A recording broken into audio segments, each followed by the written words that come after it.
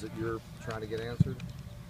Well, you're always looking to get better as a team, and one of the things that we've found is our vertical running game has been really impressive thus far, and that's what we want to do. We want to be able to run the ball, so you can set up the opportunities to throw the ball down the field, and I've been pleased with that. There's been guys, spring practice is the time the guys get nicked up, and so what happens is you have the guys that are twos right now having significant amount of reps. So their development is critical, and that's what's happening. It's allowed them to get those extended reps. Andrew Brown, Micah Kaiser, who now is the guy that's calling the defense for us, Zach Bradshaw, guys like that. So you see a lot of things that are improving. Obviously, you always want to keep improving what you're doing and how you're doing it. But for the most part, this spring practice has allowed us to identify some guys that are going to play in games, this season, and have given them an extensive amount of reps. And guys like Michael Moore, Dante Wilkins, Jay Whitmire, Salik Alawanju, they're out. They've played in games, but it's giving these other guys opportunities to get snaps. How encouraged are you? You mentioned some of those guys, but the development at linebacker this spring, how encouraged are you? Very encouraged. They've been in. They've seen Henry Coley play, and Romero.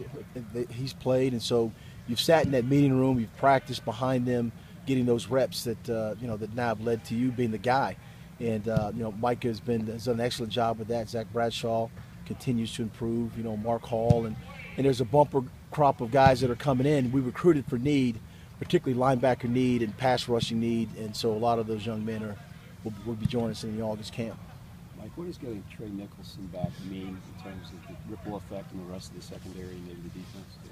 Well, the ripple effect is the leadership part of it. Sometimes that goes unnoticed, some of the other things that happen. But, the leadership in the locker room has improved significantly. And I'm not saying last year's leaders weren't good. They were, Henry Coley and all those guys. But it's a byproduct of guys like Henry that a guy now like Trey Nicholson, who's played, will continue on the expectations of what leaders should be and what this team, how the standards this team should hold itself in. So his on the field part he's gotten better. You think he's been basically almost 2 years out of it. Played a game last year and just wasn't feeling quite right.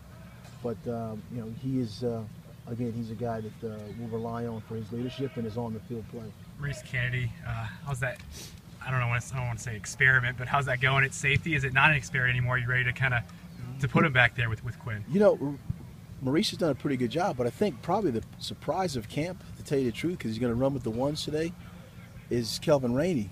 We had a scrimmage on Saturday, and he was by far the MVP of the scrimmage. So what that does, his development has led to now Maurice having a chance to go play some corner in nickel situations. So that's been a pleasant surprise, having a guy like him. He's very physical.